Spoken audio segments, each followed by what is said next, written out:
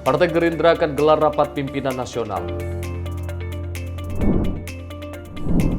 Tak masuk survei, mengapa Pramono diusung PDI Perjuangan? Pimpinan DPR buka suara terkait RUU perampasan aset. Warga Kampung Bali Jakbar krisis air bersih.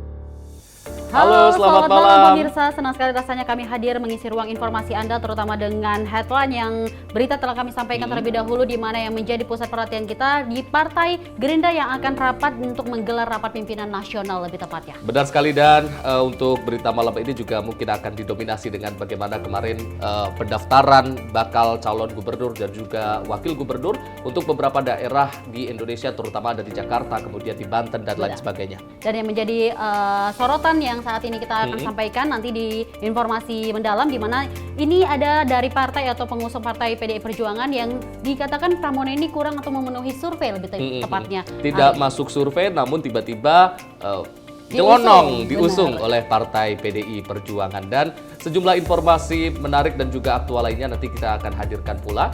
Dan bersama saya Arif Rifai. Dan saya Dewi Manik, simak Menyapa Malam untuk Anda. Pemirsa, Partai Gerindra akan menggelar rapat pimpinan nasional sebagai forum pengambilan keputusan tertinggi di bawah Kongres. Dan juga ini nantinya hal-hal penting yang akan menjadi sikap politik Partai Gerindra. Ini akan dibahas pada Rapimnas tersebut. Dan juga akan hasilnya nantinya akan diumumkan langsung pada penutupan Rapimnas.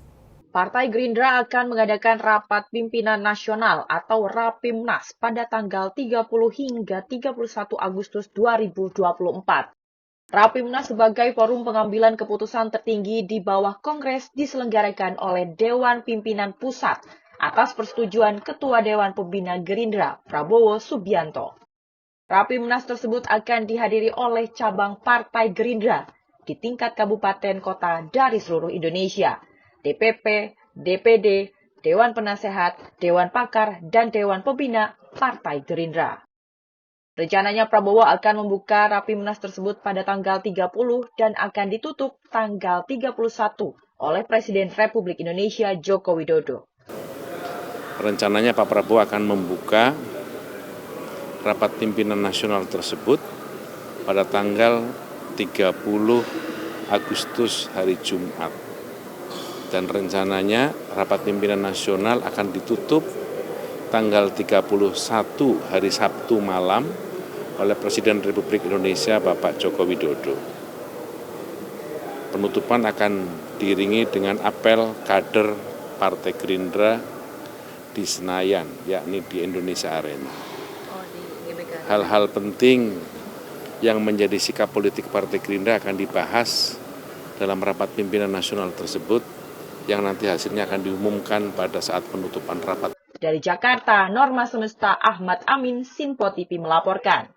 Dari informasi tadi, kalau kita melihat Arif dan juga pemirsa, di tengah untuk pemilihan pilkada yang selama digelar 3 hari ini Partai Gerindra ini mengadakan Rapimnas untuk menggelar rapat pimpinannya, di mana ini melangsungkan pengambilan keputusan tertinggi di bawah Kongres lebih tepatnya. Dan juga nantinya ini melihat bahwa akan mengungkapkan hal-hal penting di balik dalam politik Partai Gerindra yang akan dibahas nantinya. Benar sekali, dan pembahasan terkait hal-hal penting ini apakah mungkin terkait dengan dinamika politik jelang Pilkada 2024, mengingat ada sejumlah perubahan termasuk calon-calon yang kemudian mengundurkan diri ataupun partai-partai yang sebelumnya tergabung dalam satu koalisi kemudian di beberapa daerah memutuskan untuk mencalonkan calonnya sendiri, dan kita masih akan terus menyimak dan juga mengikuti apa hasil dari Rapimnas dari Partai Gerindra ini yang akan diberlangsungkan lebih tepatnya. Dan informasi ini kita lanjut, di mana bakal calon gubernur dan wakil gubernur Banten Andra Soni dan juga Dimyanti Natakusumah ini resmi mendaftarkan ke KPU Banten untuk mengikuti kontestasi Pilgub Banten 2024. Dan Andra dan juga Dimyanti mendaftar dengan partai pengusung yang tergabung dalam Koalisi Indonesia Maju. Andra Soni dan Dimyati Natakusumah resmi mendaftar Pilgub Banten 2024 ke KPU. Mereka mendaftar di hari terakhir pendaftaran pada Kamis 29 Agustus 2024. Andra Dimyati tiba di KPU Banten sekitar pukul 13.30 waktu Indonesia Barat dengan disambut tari-tarian. Mereka didampingi Waketum PAN, Yandri Susanto. Setelah itu pasangan tersebut menyerahkan dokumen persyaratan kepada KPU Banten untuk diverifikasi. Seperti diketahui, pasangan Andra Sony dan Dimyati Natakusuma diusung oleh 10 parpol, yakni Gerindra, PKS, PKB, Nasdem, PAN, Demokrat, P3, PSI, Garuda, dan Prima. Sebagian besar partai pendukung Andra Dimyati merupakan anggota Koalisi Indonesia Maju, koalisi pendukung Prabowo Subianto dan Gibran Rakabuming Raka di pemilihan presiden 2024. Sebelumnya Dimyati mengatakan bersama Andra Sony mereka akan fokus membangun Banten dengan skala prioritas infrastruktur. Menurutnya pembangunan infrastruktur di Provinsi Banten belum merata sehingga terjadi ketimpangan. Tim redaksi Sinpo TV melaporkan. Kita lanjut informasi, bakal calon gubernur Banten Andra Sony ini merespon terkait pencalonan Airin Rahmi dan juga Ade Sumardi yang akan menjadi rivalnya di Pilgub Banten 2024. Andra Sony menyatakan optimis dapat meraih kemenangan dengan gagasan dan juga program yang dimiliki untuk warga Banten. Pasangan Andra Sony Dimyati Natakusuma dan pasangan Airin Rahmi Ade Sumardi akan menjadi rival dalam pertarungan kontestasi Pilgub Banten 2024. Meski menjadi rival, bakal calon gubernur Banten Andra Sony mengatakan dalam sebuah kontestasi tentu ada pesaing. Oleh karena itu, Andra menyebut bahwa pasangannya akan bersungguh-sungguh dalam meraih kemenangan dan menjalankan programnya untuk memajukan Provinsi Banten. Dirinya berharap akan mengentaskan kemiskinan dan stunting di Provinsi Banten jika nantinya menang dalam kontestasi Pilgub Banten 2024. Insya Allah saya punya keyakinan, saya punya kebiasaan saat diberikan tugas itu melaksanakannya dengan sungguh-sungguh. Bahwa kemudian dalam kontestasi ini ada pesaing, saya menganggap itu adalah arti dari sebuah kontestasi. Kalau nggak ada pesaing namanya bukan kontestasi. Dan saya siap untuk itu.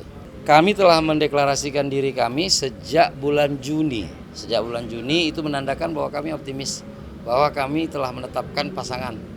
Ya, dan insya Allah kami punya keyakinan. Ya, kami tidak bisa sampaikan di sini apa yang akan kami kerjakan, tapi kami punya keyakinan bahwa kemenangan akan kami raih. Harapan saya terhadap Banten ya, saya ingin menjadi bagian bagaimana Banten bisa maju. Jadi saya ingin juga semua orang tahu bahwa Banten itu 8 kabupaten kota, dan kemudian Banten itu memang punya bandara, Banten itu memang punya laut, punya samudra, punya tanah yang subur dan sebagainya. Tapi kenapa Banten sampai dengan hari ini belum bisa menjadi daerah yang angka penganggurannya rendah atau tidak ada, angka kemiskinannya tidak ada, atau angka stuntingnya 0. Nah, ini menjadi sebuah catatan saya dan itulah yang akan saya perjuangkan. Sebelumnya, pasangan Andra Dimyati telah mengantongi tiket dukungan dari Koalisi Indonesia Maju Plus untuk maju dalam Pilgub Banten 2024. Sedangkan pasangan Airin Rahmi Ade Sumardi mengantongi tiket dukungan hanya 6 partai politik. Kedua pasangan ini nantinya akan berhadapan dengan menjadi rival dalam pertarungan kontestasi Pilgub Banten. Dari Banten, Fahrizal, Rona Bayu, Sinpo TV melaporkan. Dan pemirsa, berikut tadi informasi kalau kita melihat dari dua informasi ini yang menjadi pusat perhatian kita, di mana Andra Sony dan juga Dimyati ini mendaftarkan pemilihan gubernur di daerah lokasi Banten dan mereka memiliki optimisme ya, di mana pendukungnya cukup banyak, apalagi mengikuti dengan Koalisi Indonesia Maju lebih tepatnya ya. Benar. Arif. Kalau kita melihat dari peta kekuatan di Banten, memang Andra dan juga Sony ini didukung oleh mayoritas partai di parlemen dan ataupun di DPRD-nya kan. Ini yang tergabung dalam KIM Plus atau Koalisi Indonesia Maju Plus. Meskipun memang ini yang menjadi menarik adalah Partai Golkar yang sebelumnya ini tergabung dalam KIM, namun kemudian memutuskan untuk mendukung Airin dan juga pasangannya. Namun inilah dinamika politik yang selalu menarik untuk dibahas dan juga diikuti. Kalaupun memang di nasionalnya itu berada dalam satu koalisi, namun tidak menutup kemungkinan di daerah-daerah akan berbeda dari koalisi. Benar sekali. Dan informasi ini masih terkait dengan Pilgub daerah di mana ribuan pendukung Kofifa Indar Parawangsa dan juga Emil Dardak sudah memadati jalan raya. Ini tergilis di sekitar kantor Komisi Pemilihan Umum Jawa Timur untuk mengantar jagoannya mendaftarkan untuk Pilgub Jawa Timur 2024. Arak-arakan mengantar pendaftaran Kofifa dan juga Emil ini diramaikan dengan marching band dan juga kirap kendaraan hias.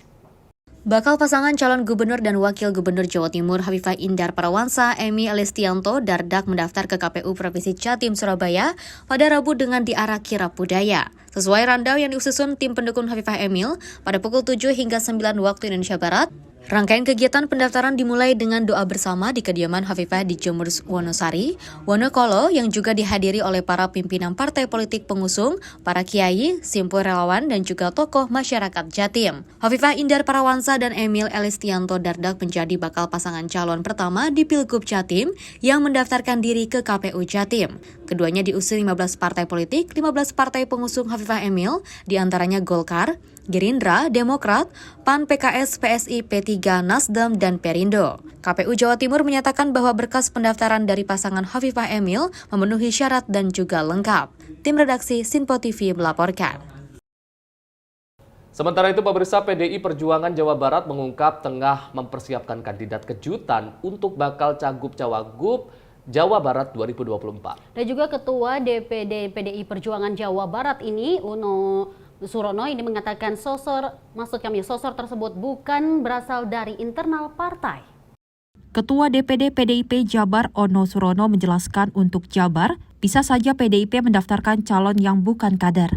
Dia juga tidak menutup kemungkinan peluang PDIP untuk berkoalisi dengan PKB yang telah mengusung Acep Adang Ruhiat sebagai bakal Cawagup Jabar. Meski begitu, Ono belum secara gamblang menyebut siapa sosok selain kader yang siap dimajukan oleh PDIP untuk Pilgub Jabar. PDI Perjuangan Jabar mengungkapkan bahwa akan mengumumkan calonnya di detik-detik terakhir pendaftaran.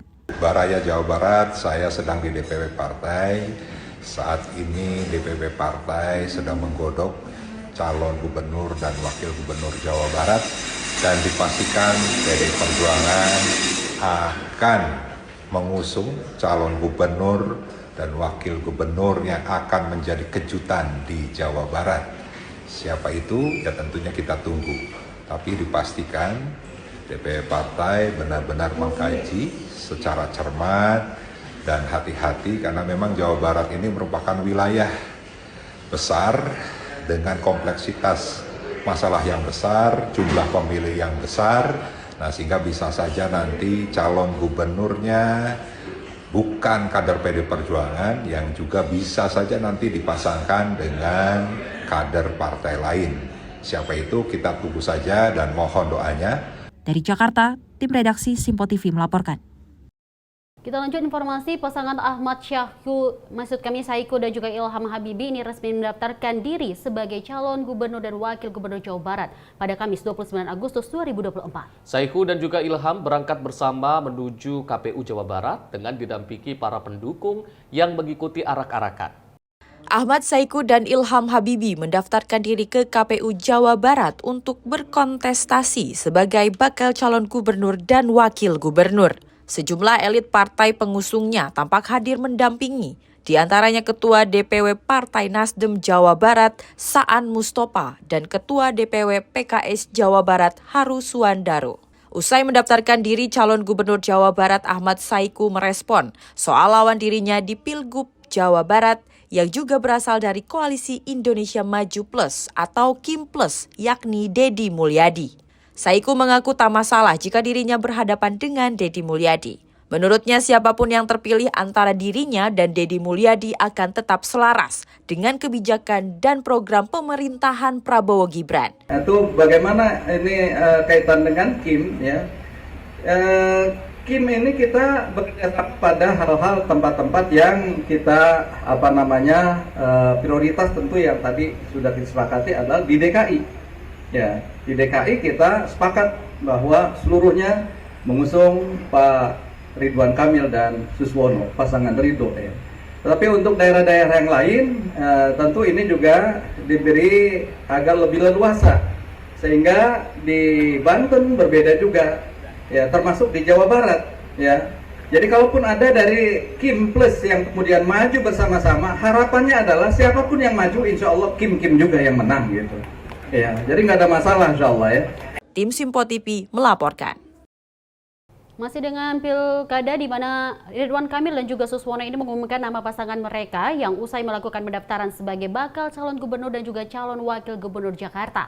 Dan pemirsa, Emil menyebut bahwa nama pasangannya adalah Ridho, yakni singkatan dari Ridwan Siswono. Cagup dan Cawagup Jakarta Ridwan Kamil dan Suswono memperkenalkan secara resmi nama pasangannya, yakni Ridho, singkatan Ridwan Suswono. Hal itu diumumkan Emil usai mendaftar sebagai bakal calon gubernur dan wakil gubernur Jakarta untuk Pilkada 2024 di KPU Jakarta. Emil berharap nama Ridho dapat memperlancar niat baik keduanya dalam membangun Jakarta. Adapun Emil menuturkan bahwa nama Ridho telah disepakati secara formal.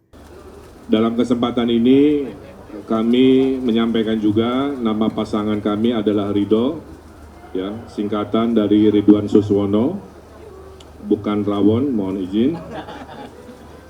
Semata-mata kami sangat berharap ada ridho Allah Subhanahu wa Ta'ala dalam niat baik kami membangun bangsa ini melalui demokrasi dan kerja-kerja untuk kemajuan Indonesia dan khususnya Jakarta.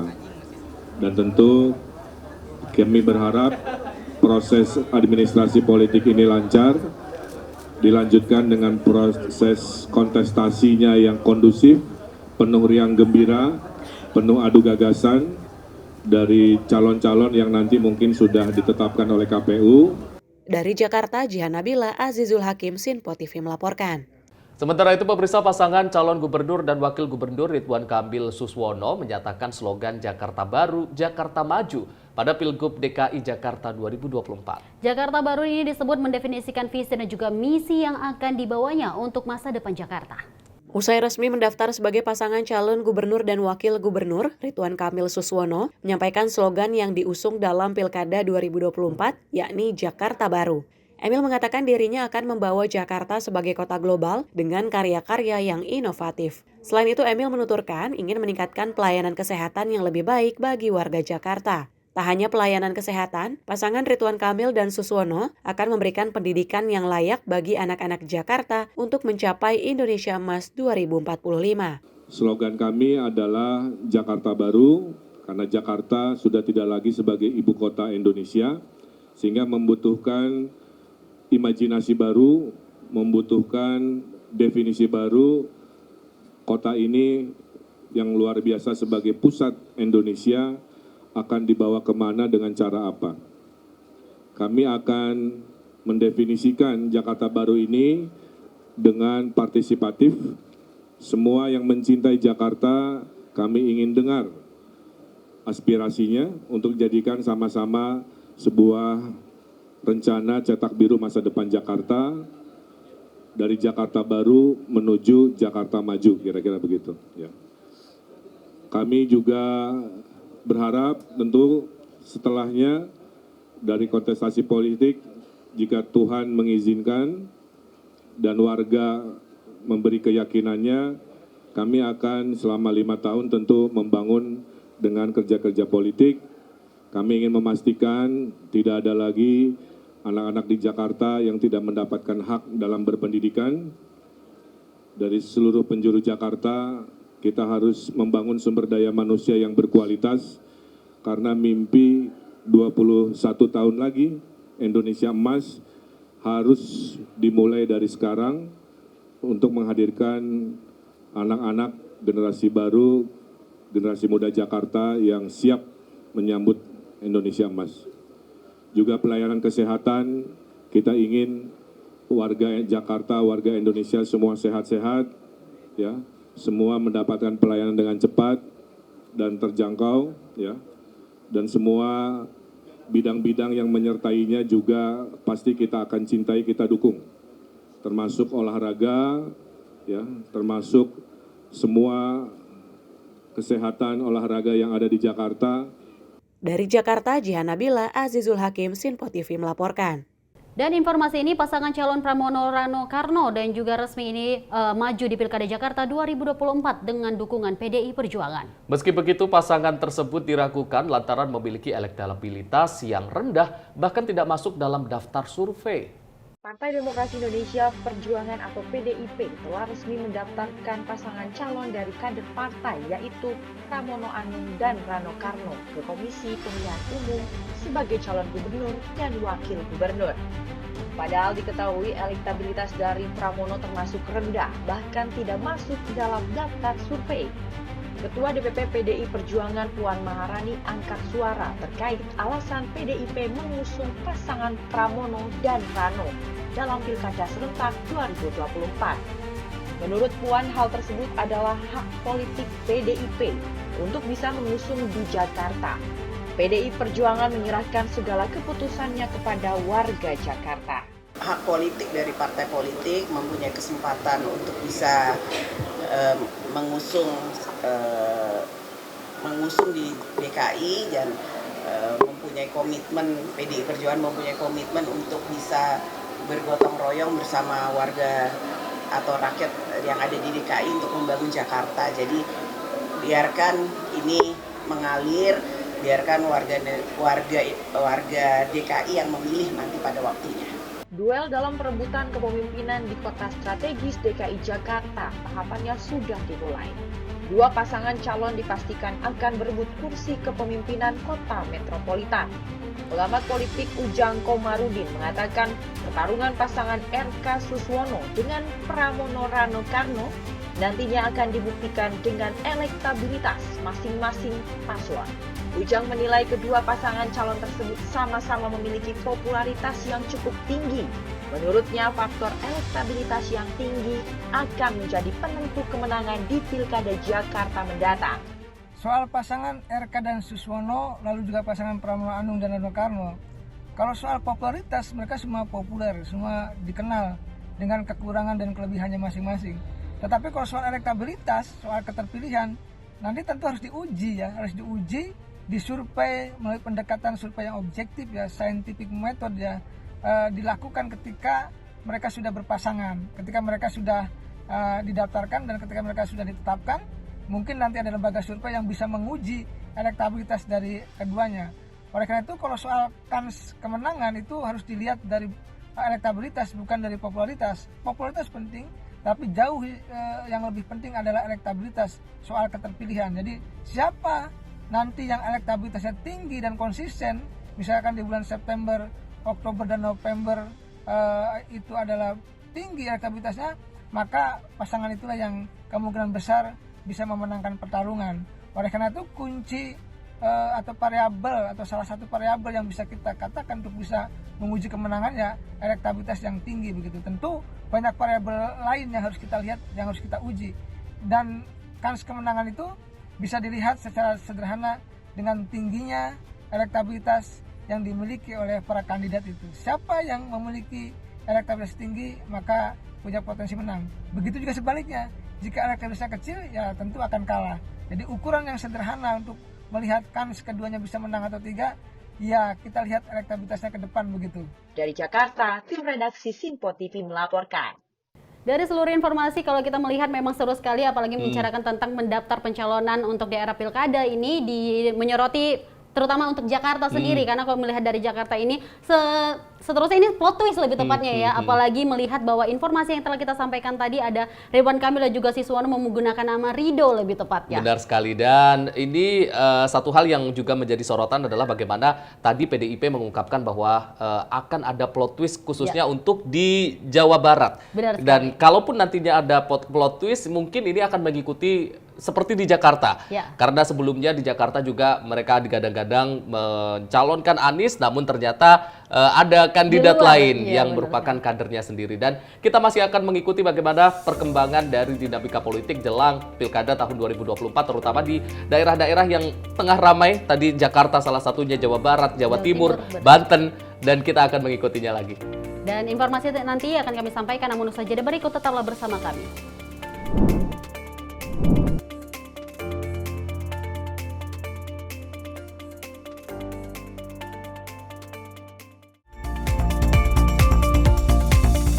Kami hadir dengan rangkaian informasi dari berbagai penjuru dunia. Topik dan isu yang tengah menjadi sorotan mancanegara dikemas dengan lengkap untuk Anda.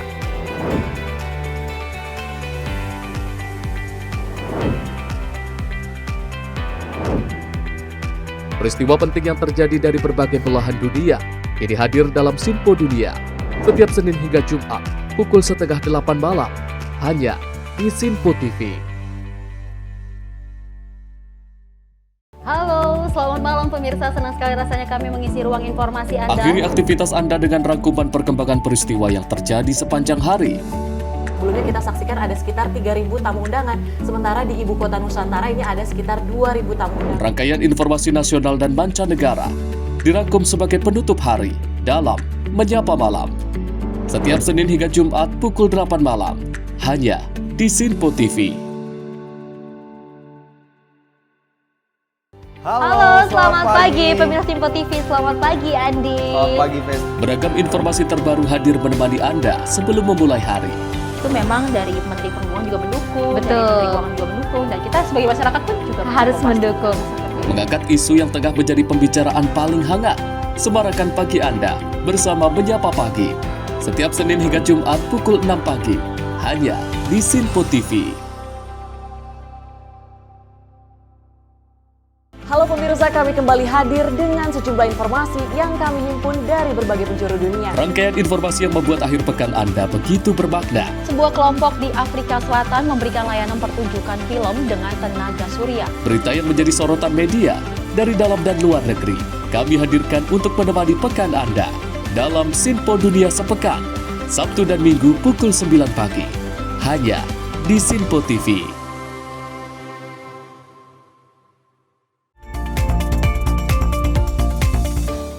Anda kembali menyaksikan Menyapa Malam dan kita lanjut informasi berikut ini di mana DPRD Banten bersama Komisi Penyiaran Indonesia Daerah Banten ini menyerahkan anugerah penyiaran 2024 di Plaza Gedung DPRD Provinsi Banten pada Rabu malam. Ketua KPID Banten Haris Witarja mengatakan bahwa penyerahan anugerah penyiaran 2024 itu sebagai suntikan spirit terhadap penyiaran TV dan juga radio di wilayah Provinsi Banten. DPRD Banten bersama Komisi Penyiaran Daerah Banten menyerahkan anugerah penyiaran 2024 di Plaza Gedung DPRD Provinsi Banten pada Rabu malam. Ketua KPID Banten Haris Witarja menyampaikan bahwa penyerahan anugerah penyiaran ini bertujuan untuk memberikan spirit kepada televisi dan radio yang ada di wilayah Provinsi Banten. Haris berharap televisi dan juga radio Provinsi Banten tetap terus eksis di zaman modern yang terus berkembang. Setelah 7 tahun vakum. Setelah 7 tahun vakum, ini tahun 2024 kita bikin lagi. Jadi saya kira memang ini momentumnya tepat juga ya di tengah daya survival teman-teman dari lembaga penyiaran. Kita coba upayakan beri suntikan spirit gitu ya, kegiatan serupa malam ini, dan mudah-mudahan ketangkaplah pesannya juga, karena dengan begitu kan orang lihat kan dari awal kita udah bilang bahwa ini display kekuatan dan ketangguhan serta potensi penyiaran Banten. Ini tujuan besarnya.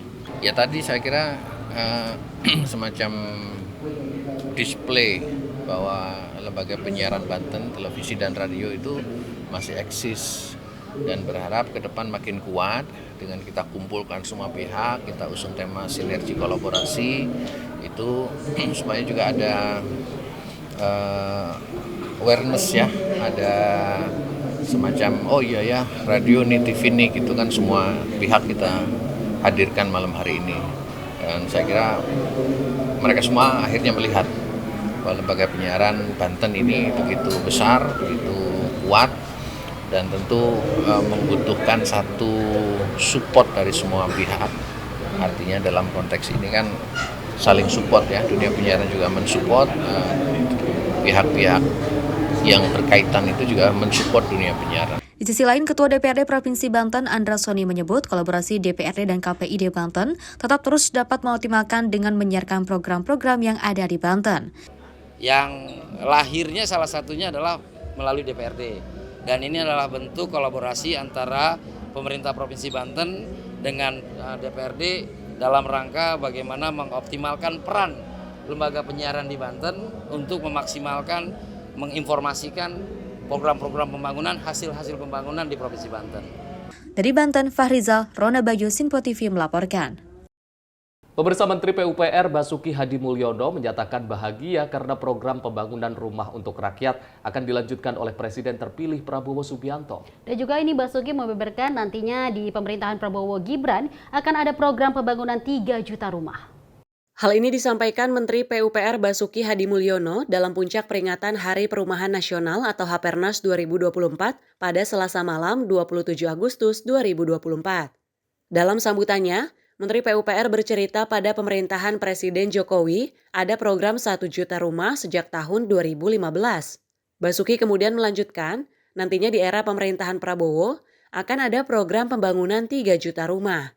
Menteri PUPR sangat berbahagia karena Bapak Presiden terpilih kita akan melanjutkan program. Kalau Pak Jokowi dengan program 1 juta rumah, jadi programnya 1 juta rumah sejak tahun 2015 dan berhasil membangun 9,2 juta plus 3,4 juta rumah. Kita nanti bisa bayangkan dengan Presiden terpilih kita dengan program pembangunan 3 juta rumah. Peringatan Hapernas menjadi momen refleksi seluruh stakeholder untuk fokus menyediakan rumah bagi rakyat. Dari Jakarta, tim redaksi Sinpo TV melaporkan. Kita beralih ke informasi ini di mana Wakil Ketua Banggar DPR Republik Indonesia ini Mudin Muhammad Said menilai hutang Indonesia dalam era APBN 2025 masih aman dan juga kredibel. Ia juga mengungkapkan bahwa hutang yang dimiliki Indonesia ini digunakan untuk keperluan yang produktif. Dan pemirsa, rasio hutang Indonesia terhadap ekuitas masih sekitar 40%, jauh di bawah batas normal menurut IMF dan Bank Dunia, yakni 60%.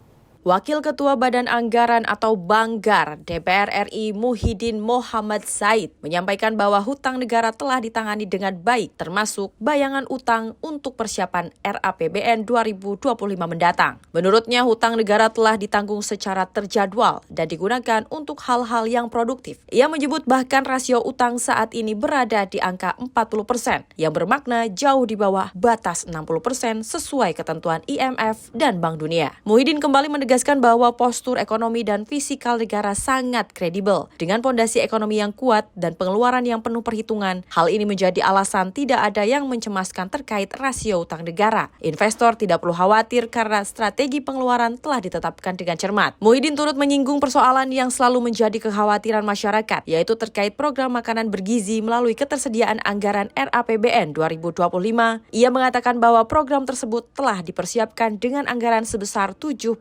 triliun. Kalau hutang itu saya kira sudah tidak ada problem karena kita sudah siap juga.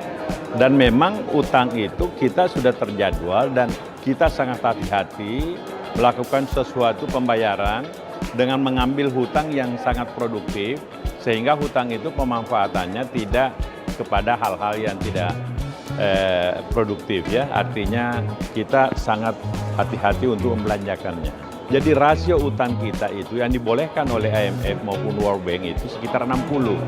Sekarang rasio utang kita itu masih berkisar 40%. Jadi oleh karena itu, dengan fondasi ekonomi kita yang begitu bagus, ya, dengan fiskal kita yang sangat hati-hati, yang masih kredibel. Oleh karena itu, kita tidak perlu ragu bahwa menyangkut masalah utang, rasionya masih di bawah. Jadi kekhawatiran investor itu tidak ada masalah. Postur kita kan kita sudah tetapkan kemarin. Jadi saya kira permasalahannya dengan tadi itu, jawaban Menteri Keuangan sudah sangat jelas bahwa kita memang sangat hati-hati. Kemudian yang jadi selalu dipersoalkan itu menyangkut makanan bergizi. Dan itu sudah disiapkan sebesar 71 triliun rupiah. Jadi itu adapun nanti mengangkut masalah rinciannya akan diatur kembali. Tim redaksi Sinpo TV melaporkan. Lagi-lagi dalam pembahasan DPR Republik Indonesia bahwa memang rasio hutang Indonesia ini di dalam RAPBN 2020 ini masih dikatakan aman, terutama dengan Wakil Banggar DPR yang telah mengungkapkannya tadi. Benar sekali, dan yang terpenting adalah bagaimana hutang-hutang yang ada di Indonesia ini memang benar-benar dimanfaatkan untuk hal-hal yang produktif untuk kepentingan dari masyarakat, sehingga rasio hutang tadi juga masih aman dan untuk keperluan yang produktif. Benar sekali, dan kita lanjut informasi ini di mana Ketua DPR Republik Indonesia Puan Maharani ini merespon keinginan Presiden Joko Widodo yang juga meminta agar DPR segera mempercepat pengesahan rancangan undang-undang perampasan aset. Puan menjelaskan pihaknya akan melihat sisa waktu yang ada dalam masa akhir periode ini. Buka suara mengenai kelanjutan pembahasan rancangan undang-undang perampasan aset, Ketua DPR RI Puan Maharani menjelaskan, setiap pembahasan atau proses penyusunan undang-undang perlu memenuhi persyaratan yang telah diatur. Persyaratan tersebut meliputi masukan dari seluruh elemen masyarakat, persyaratan hukum, serta mekanisme yang harus terpenuhi. Tak hanya itu, di akhir masa periode ini DPR juga akan melihat keterbatasan waktu yang dimiliki. Puan menyampaikan pada masa sidang kali ini DPR akan lebih fokus pada hal-hal penting yang memang harus diselesaikan lebih dulu. Yang pasti setiap pembahasan undang-undang itu harus memenuhi persyaratan yang ada. Kemudian harus mendapatkan masukan dari seluruh elemen masyarakat yang dibutuhkan. Kemudian persyaratan hukum dan mekanismenya itu terpenuhi. Juga ini dalam masa waktu yang tinggal pendek ini apakah kemudian sempat atau tidak sempat. Jadi kita fokus pada hal-hal yang memang penting harus diselesaikan. Apakah dipercepat akan menjadi lebih baik? Itu tolong tanyakan itu. Dari Jakarta, Sri Dewi Andayani, Dava Rizkiano, Sinpo TV melaporkan. Pemirsa, Komisi 10 DPR RI melakukan rapat kerja dengan Menteri Pariwisata dan Ekonomi Kreatif RI pada Kamis 29 Agustus 2024. Dalam rapat kerja tersebut ini membahas usulan program yang akan didanai oleh DAK. Ini berdasarkan kriteria teknis dari komisi. Dalam raker ini menjelaskan target output prioritas anggaran pariwisata 2025. Fokus dalam fungsi pariwisata jangka menengah meliputi fokus pembangunan ekonomi kreatif yang dibagi menjadi 3, antara lain pengembangan produk berbasis konten, 2 pelaksanaan gastrodiplomasi, dan ketiga memfokuskan pada ekonomi berkelanjutan. Berdasarkan buku 3 RUU RAPBN tahun anggaran 2025, rincian belanja Baparekraf dan Menparekraf menurut sumber dana terdiri dari rupiah murni 1 triliun lebih dan PNBP berada di angka 52 miliar rupiah. Selain itu, pemerintah memaparkan yang masih dalam masa transisi serta ada penurunan yang signifikan pada anggaran. Hal tersebut menjadi tantangan bagi menteri selanjutnya, terlebih untuk mengakolasikan kebutuhan program khususnya sektor peningkatan SDM. Kita siapkan naskah transisi dan teknokrasinya. Kita harapkan ini bisa dieksekusi oleh pimpinan dari Kemenparekraf atau Baparekraf selanjutnya. Dan saya akhiri dengan pantun penutup. Pergi ke Bogor lewat Bekasi. Jangan lupa mampir ke Taman Safari. Bersama Komisi 10 kolaborasi untuk kemajuan ekonomi negeri. Berwisata ke Kaimana melihat senja. Lanjut ke Puncak Jaya melihat salju. Ayo teman-teman tetap semangat tingkatkan kinerja. Walaupun anggaran tipis, Nusantara baru, Indonesia maju. Pada akhir pemaparannya melalui sebuah pantun, Menparekraf Sandiaga Uno menyampaikan walaupun anggaran menurun, pariwisata tetap maju. Ketua Komisi 10 DPR RI menyampaikan Kemenparekraf sangat kreatif dan proaktif dalam bermitra bersama Komisi 10.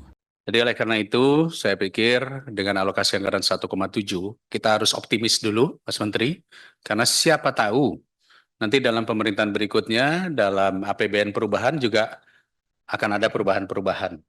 Jadi buat calon-calon Menteri Pariwisata jangan pesimis dulu ya. Dari Jakarta, tim redaksi Sinpo TV melaporkan.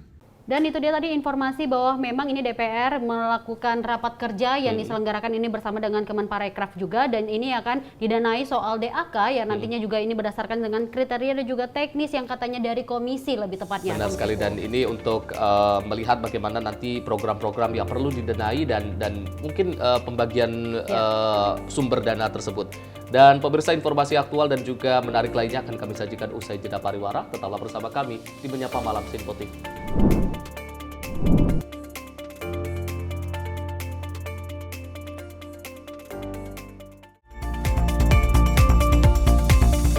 Kami hadir dengan rangkaian informasi dari berbagai penjuru dunia. Topik dan isu yang tengah menjadi sorotan mancanegara dikemas dengan lengkap untuk Anda.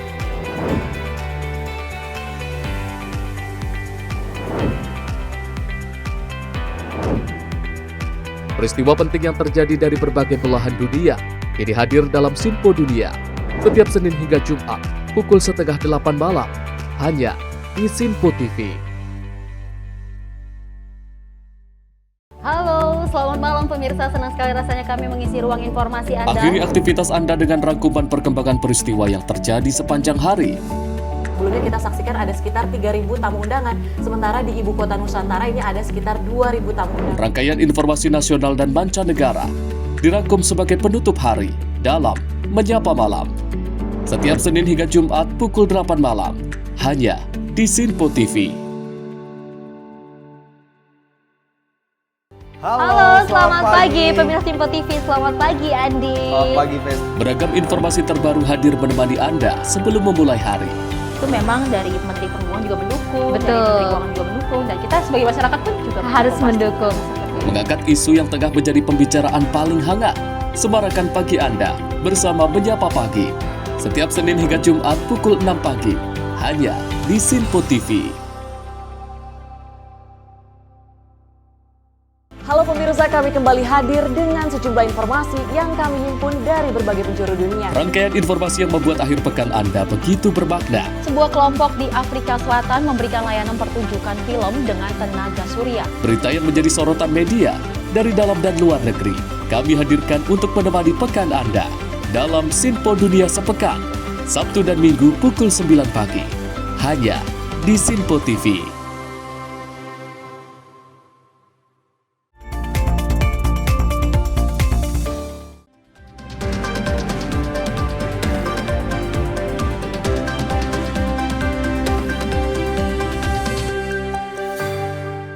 Good evening everyone, you are watching Sinpo International News Report. This is Arif Rifai and here's the news from all around the world. Viewers, Israel military forces attacked several areas on West Bank of Palestine with mass arrests of Palestinian citizens and killing 9 people. The attack occurred last Wednesday through a large-scale airstrike. Israel's attack on Palestine continue, where last Wednesday, the West Bank area was attacked by Israel with mass arrests, and there was shooting that caused 9 Palestinian citizens to die. The Israel Army or IDF confirmed that all those killed were Palestinian militants, not Palestinian citizens. The attack was carried out by Israel in the middle of the conflict in the West Bank area and Palestine. Editorial team, Sinpo International News Report. Currently, residents in Tokar City, Sudan country have to weigh their sadness after the break of the Arb Aat Dam that occurred last Saturday and caused 60 people died. The dam break was caused by high rainfall, which resulted in a flash flood. The communities of Tokar City in Sudan had to bear the pain due to the break of the Arbat Dam last Saturday, destroying houses and loss of families due to massive flood. The Red Sea Country Highways Authority engineer Hassan Ali, construction of a 15-meter-long bridge is in progress. The Red Sea Country Highways Authority engineer Hassan Ali, construction of a 15-meter-long bridge is in progress, where this is a temporary solution that is quite a solution for residents in the city of Tokar, Sudan. According to the United Nations, the dam breaks down a total of 20 villages that 50,000 people losing their residence. هذه السيولة الغزيرة التي أطاحت لطريق طوكر في هذا الكوبري على هذا الممر المائي الضخم الذي يتجاوز عرضه 50 أو طوله 50 مترا، وجاري العمل في عمل حلول إسعافية لإنقاذ سكان مدينة طوكر. والحقيقة أن هذا العمل هذا المجهود هو مجهود متواضع ومجهود قليل ويحتاج إلى الكثير من الدعم، لأنه حلول مؤقتة وهي ردميات ترابية قابلة للزوال في أي لحظة في حالة حدوث أمطار جديدة. Editorial team, Sinpo International News Report. And viewers, the second largest airport in the Netherlands, Eindhoven Airport, experienced technical network disruptions, causing all flights to be cancelled last Wednesday. The disturbance came from the IT network at the Netherlands Ministry of Defense. Due to a network disruption from the Netherlands Ministry of Defense, the second largest airport in the Netherlands experienced massive attack. All flights were cancelled. Such discourage occurred at Eindhoven Airport, where all prospective passengers had to wait for a long time in the airport hall. The Eindhoven Airport Authority released reason and apologized for the chaos that occurred via social media X. Approximately 58 planes were scheduled to land at Eindhoven Airport last afternoon, with some of the aircraft diverted to Brussels, Belgium, or West Germany. The flight disruption continued until 5 o'clock local time. Editorial team, Sinpo International News Report. And viewers, Indonesia and Australia signed a Defense Cooperation Agreement, or DCA, which took place in Magelang, Indonesia today. The agreement is intended to complete the agreement between the two countries regarding a security framework and declarations of comprehensive strategic empire and strengthen bilateral relations. Indonesia, through Prabowo Subianto as the Minister of Defense of Indonesia, established cooperation with Australia in the defense sector, namely the Defense Cooperation Agreement, or DCA. This cooperation was carried out to complete the existence of Indonesia-Australia Agreement on the side of state security and a joint declaration regarding comprehensive strategic partnership last 2018. Prabowo affirmed that this cooperation was not a defense pact alliance, but the cooperation as defense partner between two countries. This signing was attended by the Australian Minister of Defense, Richard Marles, who also affirmed that Australia also understood Indonesia's free and active political policy. Indonesia remains a non-country bloc. This cooperation agreement opens up an opportunity for both countries to form a joint training program, exchange of candidates and officers, and increase dialogue between the armed forces. This cooperation will also further strengthen bilateral relations in Indonesia and Australia. Meneruskan dan memelihara hubungan erat dan hubungan persahabatan yang sangat baik. Saya bertekad untuk menjaga hubungan Indonesia-Australia untuk menjadi lebih baik di masa yang akan datang. Editorial Team, Sinpo International News Report. Viewers, that's all the news across the world. Thank you for watching Sinpo International News Report. Stay watching us every 8:30 p.m. in Sinpo TV Indonesia. And I'll be stay healthy. Have a nice day.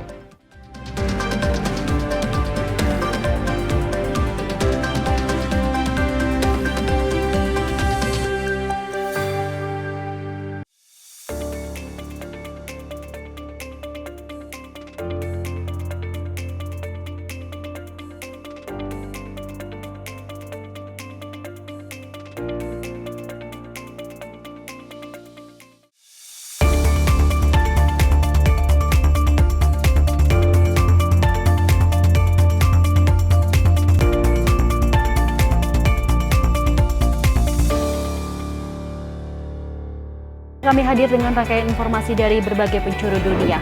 Topik dan isu yang tengah menjadi sorotan mancanegara dikemas dengan lengkap untuk Anda.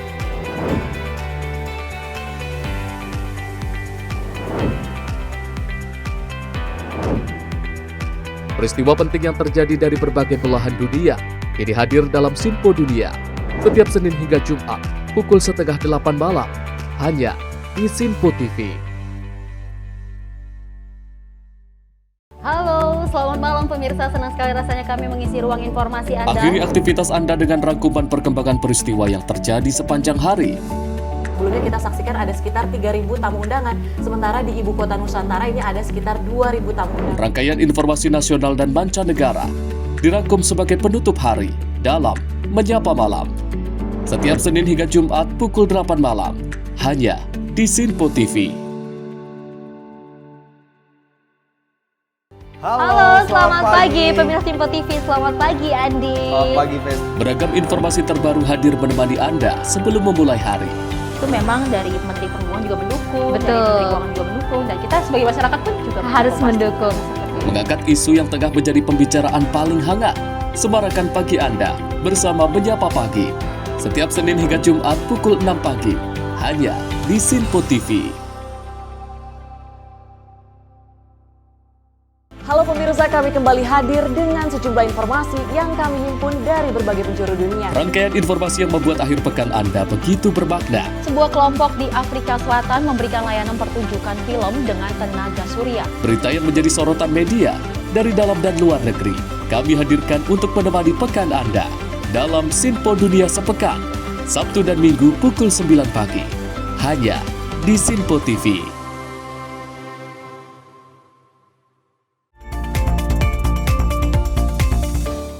Pemirsa, Anda kembali menyaksikan Menyapa Malam Sinpo TV. Menteri Komunikasi dan Informatika Budi Aris Setiadi mengungkapkan bahwa 2 kebijakan baru dalam memerangi judi online. Dan juga salah satunya ini pemerintah meminta penyelenggaraan sistem elektronik ini menekan fakta integritas anti judi online. Dalam keterangan persnya, Menteri Komunikasi dan Informatika Budi Aris Setiadi menyampaikan kebijakan pertama ialah meminta penyelenggaraan sistem elektronik menandatangani fakta integritas untuk tidak memfasilitasi judi online dalam penyelenggaraan sistem elektronik. Kedua, deklarasi dengan pemberantasan judi online yang melibatkan Kominfo, Bank Indonesia OJK, serta 11 asosiasi dan juga Perhimpunan Sistem Pembayaran Nasional. Lebih lanjut, adapun diantaranya ialah Asbanda, Asipindo, Aftek, Afpi, Perbanas, Perbarindo, Perbina, dan juga Himbara. Melalui penerbitan dua kebijakan baru yang disampaikan ini, Menkominfo mengharapkan Indonesia terbebas dari judi online dan dapat melindungi masyarakat Indonesia dari dampak negatif praktik ilegal judi online. Ini saya ingin menyampaikan dua terobosan kebijakan terkait dengan upaya pemberantasan judi online. Pertama, saya sudah menandatangani surat kewajiban untuk seluruh penyelenggara sistem elektronik atau PSE untuk menandatangani fakta integritas tidak memfasilitasi perjudian online di dalam penyelenggaraan sistem elektronik mereka. Dan yang kedua adalah deklarasi pemberantasan judi online bersama antara Menkominfo, Bank Indonesia, dan OJK, dan 11 asosiasi dan Perhimpunan Sistem Pembayaran Nasional. Saya optimis bahwa kedua terobosan tersebut dapat mengakselerasi dan meningkatkan efektivitas dalam menutup celah-celah transaksi dan aktivitas yang terkait dengan judi online. Tim redaksi Sinpo TV melaporkan. Kita beralih ke peristiwa polisi berhasil mengungkapkan kasus tindak pidana praktik pencurian data pribadi yang dilakukan oleh dua pria warga Kota Bogor. Dan keduanya ditangkap beserta sejumlah barang bukti, diantaranya 1 unit komputer, 9,2 ribu kartu SIM, dan 20 ribu voucher provider, serta 200 kartu yang sudah teregistrasi. Satreskrim Polresta Bogor Kota berhasil menangkap dua pelaku pencurian dan juga penyalahgunaan data kependudukan tanpa izin. Kedua pelaku berinisial MR, umur 23 tahun, dan juga L 51 tahun, diduga mencuri data pribadi melalui aplikasi ilegal bernama Handsome dan juga menggunakan data tersebut untuk proses pendaftaran kartu perdana. Penangkapan kedua tersangka berawal dari adanya informasi tentang praktik pencurian data identitas kependudukan. Penangkapan kedua tersangka di dua lokasi yang berbeda di Kota Bogor. Kapolresta Bogor Kota Bismo Teguh Prakoso mengatakan MR ditangkap saat sedang meregistrasi kartu perdana Indosat dan memasukkan SIM card-nya ke 6 unit handphone, di mana di dalamnya sudah terpasang aplikasi Handsome. Pencurian identitas, pencurian identitas. Rekan sekalian bahwa ini berawal dari hasil penyelidikan dari Satreskrim Polresta Bogor Kota bahwa ada 2 orang yang kita amankan, kita tangkap dan kita tahan karena melakukan tindakan pencurian, penyalahgunaan dari data pribadi milik orang lain tanpa izin. Menurut Bismo, di mana dalam menjalankan aksinya, MR menggunakan perangkat handphone milik PT Nusapro Telemedia Persada. Motif pelaku melakukan pencurian identitas adalah untuk menutupi target penjualan SIM card agar mendapatkan keuntungan. Para pelaku dijerat Undang-Undang Kependudukan ancaman hukumannya 6 tahun penjara dan Undang-Undang Pelindungan Data Pribadi ancaman kurungan 5 tahun penjara. Dari Bogor, kontributor Sinpo TV melaporkan. Dari informasi tadi kita berharap memang untuk pelaku yang melakukan pencurian data ini segera juga ditangkap dan juga kita melihat bahwa memang ini ditangkap beserta dengan sejumlah barang bukti yang diantara ini 1 unit komputer dan masih banyak lagi yang telah diamankan oleh pihak kepolisian. Mengingat kasus pencurian data pribadi ini menjadi satu hal yang cukup membahayakan di Indonesia dan ini mungkin masih dalam skala kecil, namun memang ada beberapa kasus pencurian data pribadi yang mencakup data yang lebih besar dan kita berharap pihak kepolisian maupun pihak-pihak yang berwenang ini dapat lebih meningkatkan kinerja untuk memberantas kasus-kasus semacam itu termasuk dengan pencurian data pribadi. Benar sekali, karena kalau kita melihat lagi untuk menyikapi hal ini benar-benar harus lebih fokus lagi. Pemerintah harus lebih bijak lagi karena ini menyangkut dengan data pribadi lebih tepatnya, Arif. Dan kita lanjutkan informasi berikut ini di mana kita beralih ke informasi kebakaran melanda rumah tinggal di Jalan Perintis Kemerdekaan Jakarta Timur Kamis pagi. Dan insiden ini pemirsa diduga dipicu karena konsleting kipas angin yang ditinggal oleh warga. Hingga kini api sudah berhasil dipadamkan. Inilah detik-detik pemadaman api yang dilakukan oleh unit dan personel pemadam Jakarta di salah satu rumah tinggal di Jalan Perintis Kemerdekaan, Kelurahan Pulau Gadung, Jakarta Timur pada 29 Agustus Kamis pagi. Api membakar salah satu rumah warga yang diduga dipicu korsleting kipas angin yang ditinggal oleh pemilik rumah. Kejadian berawal ketika seorang warga mencium bau terbakar dari salah satu rumah tetangga yang kosong. Warga tersebut sempat melakukan pengecekan, terlihat api berasal dari kipas angin yang berasal dari kamar tidur. Diketahui sebanyak 11 unit mobil pemadam kebakaran serta 45 personil dikerahkan dalam proses pemadaman api yang mulai melahap rumah warga. Hingga kini api sudah berhasil dipadamkan dan dilakukan pendinginan untuk mengurai material yang mudah terbakar. Tim redaksi Sinpo TV melaporkan. Dan kita lanjut informasi dengan peristiwa Satres Narkoba Polrestabes Medan ini menggerebek 2 kampung narkoba yang berada di kawasan Payageli, Kota Medan pada 28 Agustus Rabu sore. Pengedar narkoba sempat berupaya melarikan diri dengan menceburkan diri ke sungai, namun berhasil diamankan polisi. Dalam video terlihat sejumlah personil Satres Narkoba Polrestabes Medan melakukan penangkapan pelaku peredaran narkoba, yakni FS 41 tahun. Penangkapan diwarnai aksi kejar-kejaran petugas dengan pelaku di jalanan Kota Medan Gatot Subroto pada 28 Agustus Minggu siang. Polisi berhasil menggagalkan upaya peredaran 2 kg sabu yang dibawa pelaku dari Aceh dengan plastik bungkusan teh. Sebelumnya pelaku yang sudah berhasil dihentikan ternyata tidak menyerah begitu saja. Pelaku masih mencoba kabur dan bahkan menyerang petugas yang hendak menangkapnya. Petugas pun kemudian terpaksa melumpuhkan pelaku. Diketahui pelaku terindikasi sudah berulang kali melakukan hal yang serupa dan diduga kuat merupakan bagian dari sindikat narkoba Aceh Sumatera Utara. Satres Narkoba Polrestabes Medan kini tengah memburu pengendali dan juga jaringan pelaku yang lain yang beberapa di antaranya identitasnya sudah diketahui. Tim redaksi Sinpo TV melaporkan. Pemirsa, puluhan rumah warga di pemukiman padat penduduk Jalan Kaki Sekretaris Kampung Bali, Kebun Jeruk, Jakarta Barat mengalami krisis air bersih. Dan juga hal ini terjadi lantaran dugaan adanya gangguan pasokan air bersih dari PAM. Video amatir milik warga ini merekam suasana warga yang berebut bantuan air bersih yang datang ke kawasan tersebut. Diketahui sudah 4 hari warga Kampung Bali Kebon Jeruk, Jakarta Barat alami kesulitan air bersih. Dugaan sementara krisis air bersih ini dikarenakan adanya gangguan pasokan air bersih dari PAM, di mana sedang ada perbaikan instalasi guna meningkatkan kualitas pelayanan air bersih. Meski begitu, warga setempat yang terkena imbasnya mengeluhkan kondisi tersebut, mengingat air bersih merupakan kebutuhan hidup yang utama. Sebagian warga hanya bisa menunggu bantuan pasokan air bersih, sementara sejumlah warga lain terpaksa harus mengeluarkan kocek lebih guna membeli air galon untuk memenuhi kebutuhan mereka sehari-hari guna keperluan mandi dan juga cuci dan mandi. Bahkan biaya sebesar Rp40.000 untuk satu isi galon seharga Rp10.000 dikalikan 4 galon air bersih untuk kebutuhan air bersih perharinya, mau tidak mau harus dikeluarkan warga untuk membelinya. Dari hari Minggu ya Bu. Nah terus untuk memenuhi kebutuhan sehari-hari biasanya warga nih pakai air apa sih Bu? Pada beli aqua galon. Pakai aqua galon segala macam. Galonnya 10.000. Satu hari itu butuh berapa galon Bu? Bisa 3-4 galon. Bisa 3-4 galon. Iya. 1 galon 10.000 ya. Iya. Bu, ini harapannya apa sih Bu warga nih untuk biar air ini tetap nyala gitu Bu? Ya harapannya biar buru-buru kelar lah, biar buru-buru ngalir air. Kita sengsara kalau pagi-pagi anak-anak mau sekolah sibuk nyari air buat mandi. Mandi anak sekolah ya. Yang mau kerja. 4 hari Pak. 4 hari. Ya solusinya sih sebenarnya kita sebagai masyarakat hanya ingin kalau umpama dari pihak PAM itu terputus atau diputuskan untuk perbaikan itu baik, tapi seharusnya ada solusi jalan terbaiknya. Mereka pun harus bertanggung jawab sebagai pihak pengelola PAM air di Jakarta khususnya. Dan juga kalau yang namanya keluhan warga itu pun harus mereka tahu berapa banyak warga di Jakarta Barat. Warga berharap agar permasalahan krisis air bersih ini segera ditindaklanjuti oleh pihak PAM selaku perusahaan yang mengelola pasokan air bersih. Selain itu, warga juga meminta agar pihak PAM memberikan bantuan air bersih untuk sementara waktu sampai pasokan air bersih di pemukiman warga di lokasi kembali normal. Dari Jakarta, kontributor Sinpo TV melaporkan.